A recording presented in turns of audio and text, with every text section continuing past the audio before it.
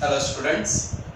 In the previous video we have discussed about the concept of center of mass and how to calculate the center of mass of certain body.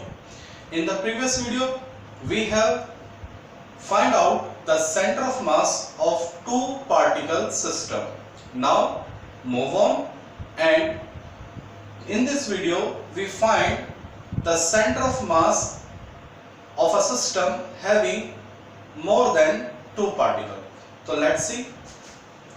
Regarding to that, we have our NCERT example 7.1. So in this numerical, dear student, what we have three particles, 100 gram, 150 gram and 200 gram, and these three particles are at the vertices of an equilateral triangle and the side of triangle is 0.5 metre long. Okay, तो प्यारे बच्चों हमसे कहा गया है find the centre of mass of these three particle. तो we have the three particle 100 gram, 150 gram and 200 gram, and all the three particles are situated at the vertices of a equilateral triangle having the side 0.5 metre. Okay, और प्यारे बच्चों हमसे कहा गया है कि इस सिस्टम का centre of mass find out कीजिए. तो ये फिगर आपके सामने है. तो सबसे पहले फिगर यही क्यों बना, ये फिगर आया कैसे, इस चीज को समझिए प्यारे बच्चों. देखिए हम क्या करेंगे, जो भी हमारा सिस्टम है, थ्री पार्टिकल का जो हमारा सिस्टम है, उस पार्टिकल को हम किस तरह से रखेंगे कि जो हमारा सिस्टम है वो फर्स्ट क्वाड्रेंट में एक्सिस्ट करे, ये हमारा होना चाहिए. देखिए सपोज प्यारे बच्चों मैं आपको समझाता हूं कि ये डायग्राम बना कैसे. हमें मालूम है कि हमारे पास तीन पार्टिकल हैं, we have the three particle, और तीनों मिलके एक ट्रायंगल बनाते हैं. ये बात समझा भाई? ओके, अब हम क्या कर सकते हैं, इस चीज को जरा समझिए. तीन पॉसिबिलिटी हो सकती है.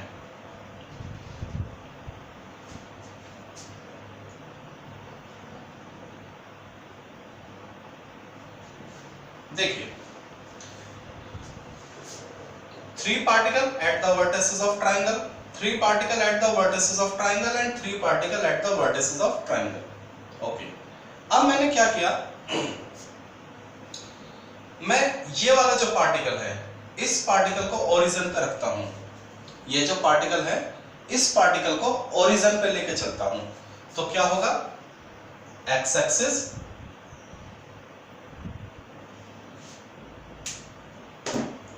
मैं इस पार्टिकल को ओरिजिन पे लेके चलता हूं, तो क्या हो जाएगा, plus x minus x plus y और माइनस वाई. ये कुछ डायग्राम निकल कर आएगा. क्या ये बात समझ में आ गई?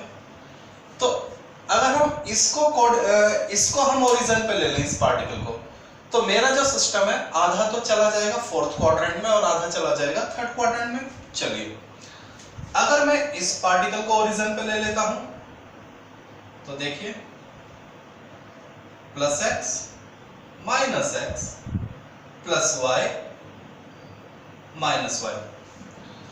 तो अगर मैं पार्टिकल नंबर 2 को देख लीजिए, 1 2 3 1 2 3 1 2 3, चलिए मैंने इनको नाम दे दिए. अगर मैं 1 को ओरिजिन पे ले लेता हूं तो मेरा आधा सिस्टम क्वाड्रेंट 4 में चला जाएगा, आधा क्वाड्रेंट 3 में चला जाएगा.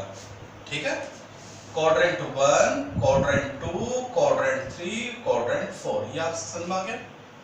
आधा चला जाएगा 2 में, आधा चला जाएगा 4 में, आधा चला जाएगा 3 में. अगर मैं वन पार्टिकल को ओरिजिन पे मानता हूं, अगर मैं पार्टिकल नंबर 2 को ओरिजिन मान लूं तो क्या देखा हमने मेरा पूरा का पूरा सिस्टम कहां चला जाएगा? सेकंड क्वाड्रेंट में चला जाएगा। क्या ये बात समझ में आ गई? ओके। अब अगर मैं पार्टिकल नंबर 3 को क्या ले लेता हूं? ओरिजिन पे ले लेता हूं, तो समझिए क्या आपको मिला। अगर मैं इस पार्टिकल को ओरिजिन पे लेता हूं तो मेरा पूरा का पूरा सिस्टम कहां चला जाएगा? फर्स्ट क्वाड्रेंट में चला जाएगा। क्या ये बात समझ में आ गई? तो प्यारे बच्चों, हम अपने सिस्टम में जब हमारे पास समझिए दो ही पार्टिकल होते हैं, जब हमारे पास क्या होते हैं? दो ही पार्टिकल होते हैं। पिछले वीडियो में हमने सिखाया था, ठीक है? तो हम क्या करते थे? हम सेंटर ऑफ मास को ओरिजिन पर मानते थे, पिछले वीडियो हमने देखा था। अब अगर हमारे पास दो से ज्यादा पार्टिकल हैं, सिस्टम में दो से ज्यादा पार्टिकल हैं, तब हम क्या करेंगे? In the situation in which we have more than 2 particle, system में 3 पार्टिकल हो, 4 हो, 5 हो, कुछ भी हो, तब हम क्या करेंगे? तब हम उन सभी पार्टिकल में से ऐसा पार्टिकल चुनेंगे ओरिजिन पर कि पूरा सिस्टम कहां चला जाए? फर्स्ट क्वाड्रेंट में चला जाए। बस ये आपको समझना है। तो यहां हमारे लिए कौन सही है? ये कंडीशन सही है, क्योंकि हमारा जो पूरा सिस्टम है कहां चला गया? फर्स्ट क्वाड्रेंट में। तो क्या ये बात समझ में आ गई? तो क्यों ये डायग्राम बना, ये आपको समझ में आ गया होगा। हमने क्यों इस पार्टिकल को ओरिजिन पे लिया? ऐसा करने से मेरा पूरा सिस्टम, 3 पार्टिकल सिस्टम, ये पूरा कहां चला जाता है? फर्स्ट क्वाड्रेंट में। तो पहली बात तो आपको यही समझानी थी। ओके, चलिए। क्योंकि कुछ बच्चों को तो यही थोड़ा सा डाउट रहता है कि ये डायग्राम बना क्यों? हमें पूरा सिस्टम कहां पहुंचाना था? फर्स्ट क्वाड्रेंट में। चलिए प्यारे बच्चों, आगे बढ़ते हैं। हम सभी न्यूमेरिकल लगभग ऐसे ही करेंगे, ठीक है ना? ओके। अब जरा समझिए, 100, 150, 200, ये ओरिजिन पे है तो इसके कोऑर्डिनेट क्या हो जाएंगे? 0, 0। ये लेंथ कितनी है? ये पूरी लेंथ है 0.5। तो ए के कोऑर्डिनेट देखिए, एक्स एक्सिस पर है तो 0.5, और एक्स एक्सिस पे जितने भी पॉइंट होते हैं उनके लिए y की वैल्यू क्या होती है? 0। तो ए के कोऑर्डिनेट ये हो गए। ओके। डी क्या है? ओ ए का मिड पॉइंट, तो यहां x की वैल्यू क्या होगी? इसकी हाफ, 0.5 की हाफ, तो 0.25। और मैंने बताया x एक्सिस पे जितने कहीं भी चले जाओ y की वैल्यू क्या होगी? 0। तो ये कोऑर्डिनेट आपको समझ में आ गया? ओके। अब आइए b के कोऑर्डिनेट क्या होंगे? तो b के लिए देखिए x कितना होगा? ये x का काम करेगा, ये, ठीक है?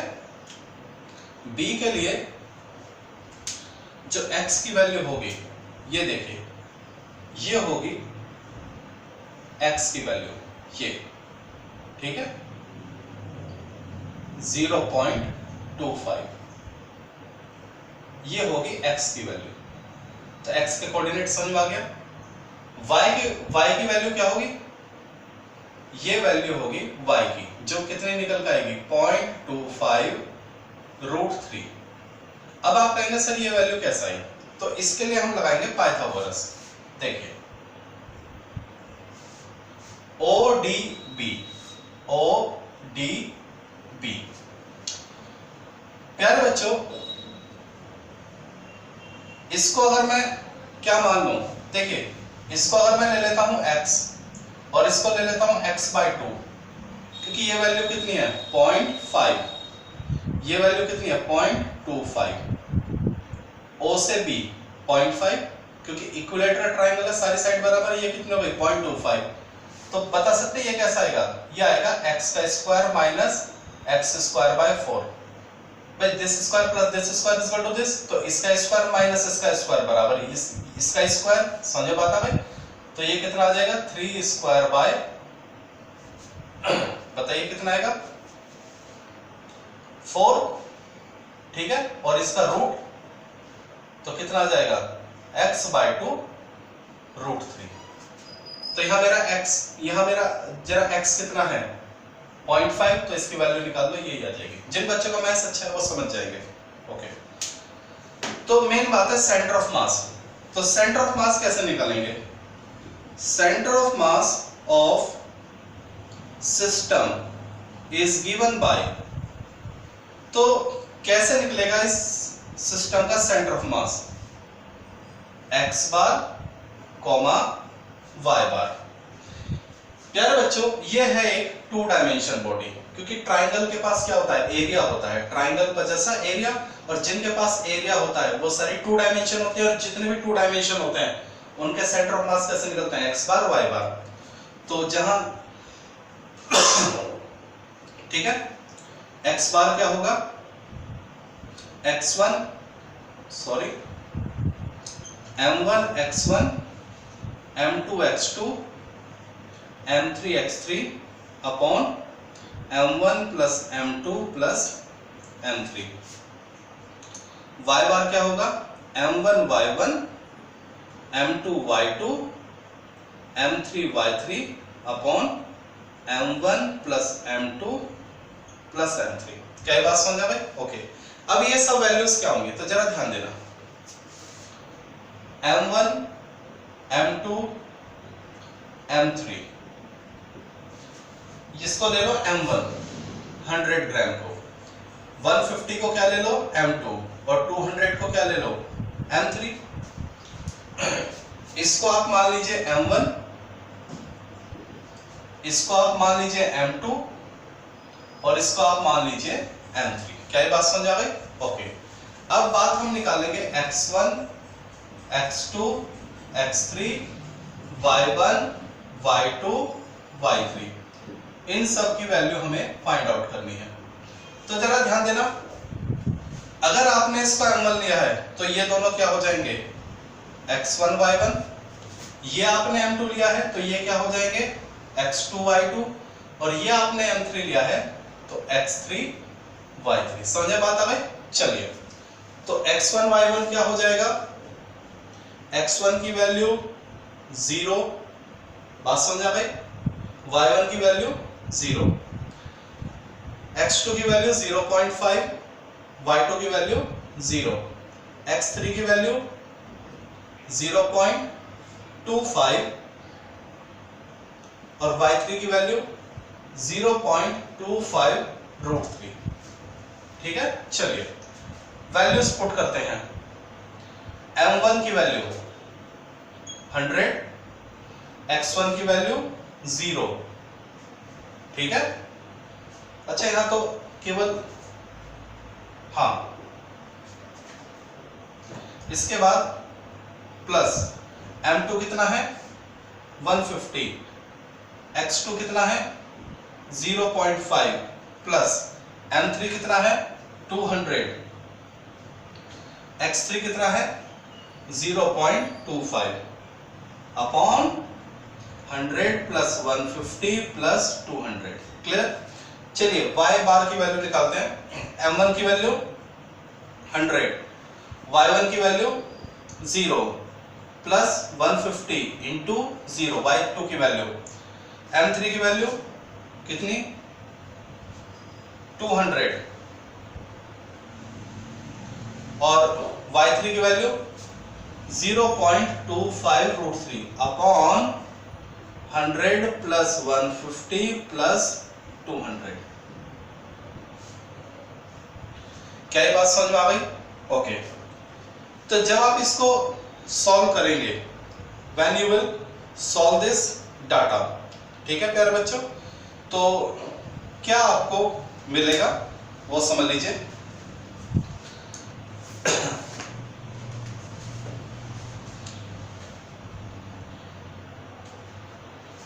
ये टर्म क्या हो जाएगा? 0 प्लस ये आपका आ जाएगा 75,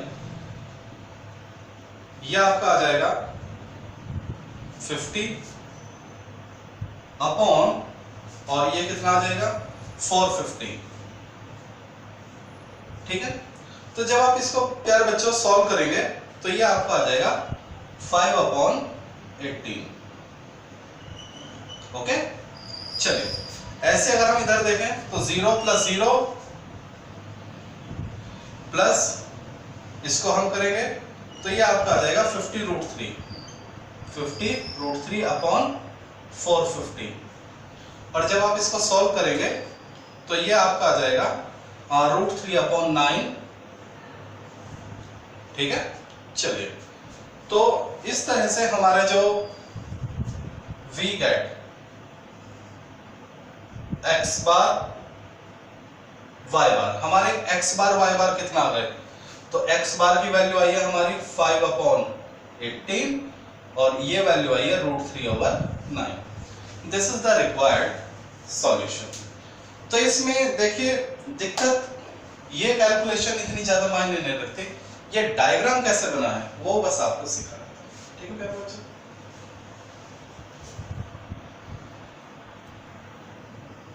okay students, now we have the next numerical example 7.3 of our NCERT. In this numerical we have a L-shaped lamina, uniform L-shaped lamina whose mass is given 3 kilogram and this figure is also given, और हमसे पूछा गया है कि इसका क्या निकालिए, centre of मास।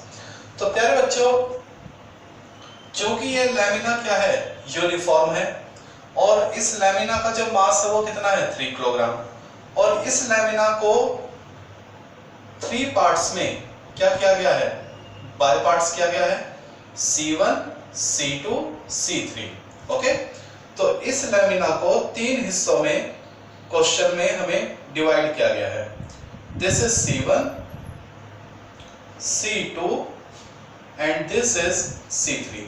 तो पूरे लैमिना को 3 हिस्सों में डिवाइड किया गया है और पूरे लैमिना का मास क्या है 3 किलोग्राम, यूनिफॉर्म है। तो हमने आपको बताया गया था, कल एक बात आपको बताई थी कि अगर कोई बॉडी यूनिफॉर्म है तो उसका सेंटर ऑफ मास, उसका जो सेंटर ऑफ मास होता है वो उसके बिल्कुल बीचों बीच होता है। तो ये जो हिस्सा है C1, इसका सेंटर ऑफ मास कहाँ होगा, C1 पे, इस C2 का सेंटर ऑफ मास C2 पे, और ये जो तीसरा हिस्सा है इसका सेंटर ऑफ मास कहाँ होगा C3 पे। और पूरी बॉडी का मास कितना है 3 किलोग्राम, तो यानी इसका मास कितना हो जाएगा 1 किलोग्राम, इसका मास 1 किलोग्राम और इसका मास भी कितना हो जाएगा 1 किलोग्राम। पूरी बॉडी का 3 किलोग्राम, पूरी बॉडी को 3 इक्वल पार्ट्स में बाय पार्ट्स किया गया है यूनिफॉर्मली, तो 1 किलोग्राम 1 किलोग्राम 1 किलोग्राम। क्या ये बात समझ में आ गई? ठीक है प्यारे बच्चों, ओके। तो इसका मास 1 किलोग्राम, इसका मास 1 किलोग्राम और इसका भी मास 1 किलोग्राम। तो यानी M1 is equal to 1 kilogram, M2 is equal to 1 kilogram और M3 is equal to 1 kilogram. तीनों ही क्या है 1 किलोग्राम है। अब जरा इनकी लोकेशन देख लेते हैं। तो O से लेके A तक कितना हुआ 2। देखिए O से लेके A तक x एक्सिस कितनी है 2। तो अगर मैं इसको नाम दे दूं A B C A B, ठीक है, इसको नाम दे देता हूं मैं C D E F, इसको नाम दे देता हूं G और इसको नाम दे देता हूं H। चलिए तो O से A अगर 2 है x की वैल्यू, तो O से H कितनी हो जाएगी 1। और इसका देखिए ये है C1 की लोकेशन, ये है, तो मुझे बताइए यहां तक वैल्यू कितनी होगी, यहाँ ये है 2, ये है 1, तो ये कितनी हो जाएगी 1/2 हो जाएगी ना x की वैल्यू। ऐसी ये y2 है, ये 1 हो जाएगा, तो इसका हाफ कितना हो जाएगा, ये भी हो जाएगा 1/2। तो C1 के जो कोऑर्डिनेट हैं, C1 के कोऑर्डिनेट हो जाएंगे हाफ और हाफ। क्लियर हो गई बात? चलिए C2 के कोऑर्डिनेट देखिए, O से लेके H तक 1, देखिए यही तो कोऑर्डिनेट हो जाएंगे C2 के। Y एक्सिस पे इतना और X एक्सिस पे इतना चलेंगे, बात समझ आ गई? तो C2 के कोऑर्डिनेट क्या हो जाएंगे, C2 के कोऑर्डिनेट हो जाएंगे, C1 के कोऑर्डिनेट हो जाएंगे हाफ और हाफ, C2 के कोऑर्डिनेट x में, C2 के लिए देखें x में कितना चलेंगे, O से H 1 और उसके बाद आधा और, तो कितना हो जाएगा 3/2। y पे कितना चलेंगे, y पे आप चलेंगे हाफ। ये तो छोटी क्लास में ही सिखा देते हैं कोऑर्डिनेट फाइंड आउट करना। चलिए C3 के कोऑर्डिनेट, तो ये हो जाएगी y की वैल्यू और ये हो जाएगी x की वैल्यू। तो C3 के लिए x पे कितना चलेंगे हाफ और y पे कितना चलेंगे 1 और हाफ और चलेंगे, तो यानी 3/2। तो यानी x1, x2 और x3 की वैल्यू कितनी मिली आपको,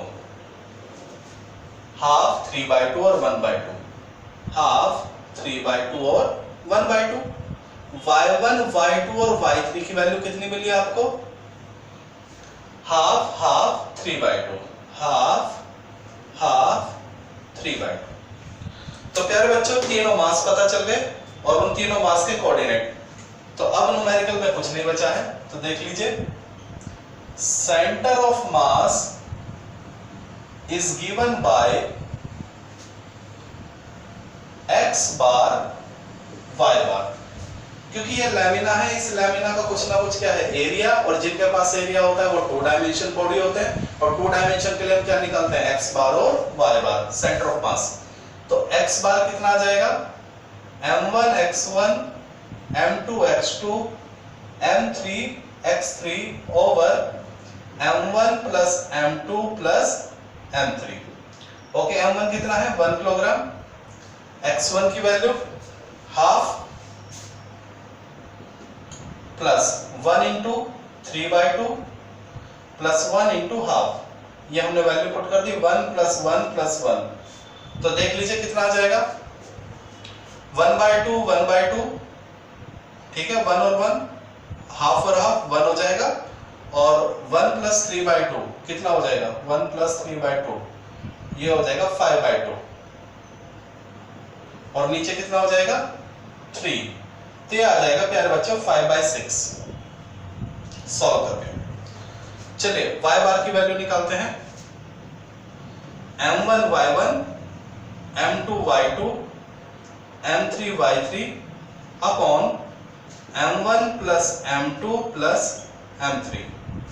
तो m1 कितना है 1, y1 कितना है half, 1 into half, 1 into 3/2, 1 plus 1 plus 1 is equal to, तो प्यारे बच्चों इसको भी सॉल्व करके आपका 5/6 ही आएगा।